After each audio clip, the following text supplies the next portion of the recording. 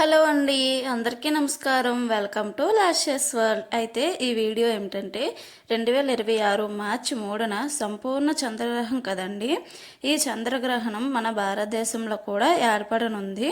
అయితే ఈ చంద్రగ్రహణం ఏ సమయానికి ఏర్పడనుంది, ఈ గ్రహణం ఏ రాశుల్లో సంభవిస్తుంది, పట్టు విడుపు సమయాలు ఏమిటి, గ్రహణం సమయం అయిపోయిన తర్వాత ఏ సమయానికి స్నానాలు చేయాలి, ఏ సమయానికి భోజనం చేయాలి, గ్రహణ సమయం అయిపోయిన తర్వాత ఎప్పుడు ఇల్లు పూజ మందిరం శుభ్రం చేసుకోవాలి, ముఖ్యంగా గర్భిణీ స్త్రీలు పాటించవలసిన నియమాలు ఏమిటి అనేది ఈ వీడియోలో తెలుసుకుందామండి. అయితే ఎక్కడ ఈ వీడియోని అయితే స్కిప్ చేయకుండా చూడండి. అలా చూస్తేనే మీకైతే బాగా అర్థమవుతుంది. ఈ వీడియో ఎవరైనా ఉపయోగపడితే తప్పకుండా షేర్ చేయండి.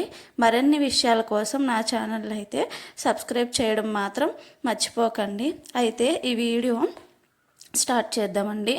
మనకి గ్రహణం అనేది రెండు రకాలుగా ఏర్పడతాయి. అవి సూర్యగ్రహణం, చంద్రగ్రహణం. సూర్యగ్రహణం అనేవి అమావాస్య సమయంలో ఏర్పడతాయి, కానీ చంద్రగ్రహణం మాత్రం పౌర్ణమి సమయంలో మాత్రమే ఏర్పడతాయి. చంద్రగ్రహణం అంటే చంద్రుడికి సూర్యునికి మధ్యలో భూమి వచ్చినప్పుడు సూర్యుని కాంతి చంద్రుడి మీద పడకుండా భూమి అడ్డుకుంటుంది. అందువల్లనే భూమి మీద ఉన్న వాళ్ళకి చంద్రుడు కనిపించడు కాబట్టి దీన్ని చంద్రగ్రహణం అని అంటారు.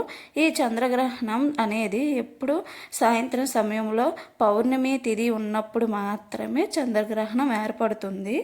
అయితే ఈ చంద్రగ్రహణం అనేది 2026 సంవత్సరంలో మార్చి 3వ తేదీ మంగళవారం పాల్గొన శుక్ల పౌర్ణమి గ్రస్తోదయ సంపూర్ణ చంద్రగ్రహణం అయితే ఏర్పడుతుంది.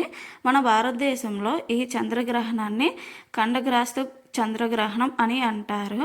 ఈ చంద్రగ్రహణం అనేది మార్చి 3వ తేదీన మధ్యాహ్నం 3:19 స్టార్ట్ అయ్యి మార్చి 3వ తేదీన సాయంత్రం 6:46 వరకు అయితే ఉంటుంది. ఈ చంద్రగ్రహణం అనేది మధ్యాహ్న కాలంలో ఏర్పడుతుంది కాబట్టి ఆ టైం చంద్రోదయం అయినప్పటి నుంచి మనమైతే ఈ గ్రహణ నియమాలను అయితే పాటించాలి.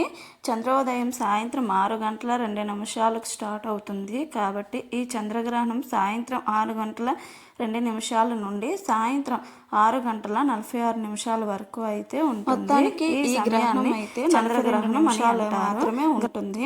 గ్రహణం పట్టు ఇడుపు స్థానాలు అయితే 3:19 స్నానం చేయనవసరం లేదు. స్నానం ఎప్పుడు చెయ్యాలంటే 6:46 చంద్రగ్రహణం పూర్తయినప్పుడు స్నానం అయితే మనం చెయ్యాలి. దాన్ని విడుపు స్నానం అని అంటారు. ముఖ్యంగా ఈ చంద్రగ్రహణం ఈ రాశుల వాళ్ళకు చూడకూడదండి.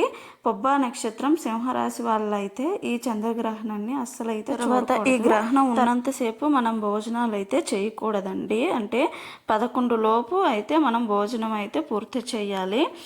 అలాగానే మన పండితులు అయితే చెప్తున్నారు. గ్రహణం అయిన తర్వాత భోజనం ఎప్పుడు చెయ్యాలంటే మనకి గ్రహణం 6:46 విడుస్తుంది కాబట్టి 6:46 తర్వాత మనం స్నానాలు చేసి ఇల్లు శుభ్రం చేసుకుని భోజనం అయితే వండుకొని తినాలి.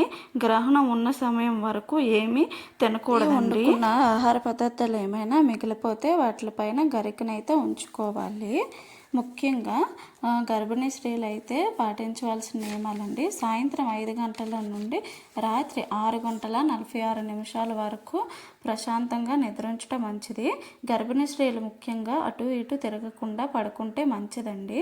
అయితే వీళ్ళు ఎక్కువసేపు అలా పడుకునే ఉండలేరు కదా, కాబట్టి కొంచెం కదలవచ్చు. వాష్రూమ్ ఏమైనా వస్తే ఇంట్లో ఉన్న వాష్రూమ్ని అయితే యూజ్ చేసుకోండి. ఎట్టి పరిస్థితుల్లోనైనా బయట ఉన్న వాష్రూమ్ని అయితే యూజ్ చేయకండి. బయటకు రాకూడదు, ఎందుకంటే సూర్యకిరణాలు డైరెక్ట్గా పడతాయి కదండి. ఆ టైంలో ఆ సూర్యకిరణాలు అయితే అలాగా పడకూడదండి. అందుకోసమే ఇంట్లోనే ఉండమని చెప్తారు. ఎక్కువ అటు ఇటు తిరగకుండా ప్రశాంతంగా కూర్చొని ఏమైనా మంత్రాలు కానీ మీకు నచ్చిన దేవుణ్ణి తలుచుకోండి. ఇలా గర్భిణీ స్త్రీలు అయితే తప్పకుండా పాటించాలండి. గ్రహణం అయిన తర్వాత తప్పనిసరిగా మన ఇంటిని, పూజా మందిరాన్ని శుభ్రం చేసుకోవాలి. ఇలా అంతా క్లీన్ చేసుకున్న తర్వాత మాత్రమే ఇంట్లో దీపారాధన చేసుకోవాలి. రాత్రి 7 గంటల తర్వాత ఇంటిని, పూజా మందిరాన్ని శుభ్రం చేసుకుంటే మంచిదండి. అయితే ఈ గ్రహణం మంగళవారం వచ్చింది కాబట్టి శుభ్రం చేసుకోవచ్చా అని డౌట్ రావచ్చు. తప్పనిసరిగా చేసుకోవచ్చండి. శుక్రవారం కానీ మంగళవారం కానీ గ్రహణ నియమాలు ఏమైనా ఉంటే పర్వాలేదండి, చేసుకోవాలి. ఏ రోజు వచ్చినా పర్వాలేదు, చేసుకోవచ్చు. ఆ రోజు తప్పనిసరిగా శుభ్రం చేసుకోవాలి. గ్రహణం అయిపోయిన తర్వాత రోజున శివాలయానికి వెళ్తే చాలా మంచిదండి. గ్రహణం సంభవించిన పుబ్బా నక్షత్రం సింహరాశి తర్వాత రోజున చంద్రగ్రహణం శాంతిని అయితే జరుపుకోవాలి. గ్రహణ సమయంలో అందరూ ఇంట్లో ఉంటే చాలా మంచిదండి. ఇంట్లో ఉండి దైవారాధన చేస్తే చాలా మంచిది. ఈ చంద్రగ్రహణం సమయంలో పిల్లలు కానీ గర్భిణీ స్త్రీలు ఇంట్లో ఉంటే చాలా మంచిది. గర్భిణీ స్త్రీలు ఉన్న రూమ్లోని కిటికీలను కర్టెన్స్ వేసుకోవాలి. ఎందుకంటే చంద్రకిరణాలు అనేవి రాకుండా చూసుకోవాలండి. ముఖ్యంగా ఈ చంద్రగ్రహణం నియమాలు అనేవి అందరం పాటిస్తే చాలా మంచిదండి. అంతేనండి. ఈ విధంగా మనం చంద్రగ్రహణం రోజు పాటించవలసిన నియమాలు, పట్టు విడుపు సమయాలు, స్నానాలు అయితే వీడియో మీ అందరికీ ఎంతగానో ఉపయోగపడుతుందని అనుకుంటున్నాను. ఈ వీడియో కానీ నచ్చినట్టయితే మరికొంతమందికి అయితే షేర్ చేయండి. నా వీడియో మీకు నచ్చినట్టయితే తప్పకుండా సబ్స్క్రైబ్ చేయడం మాత్రం మర్చిపోకండి.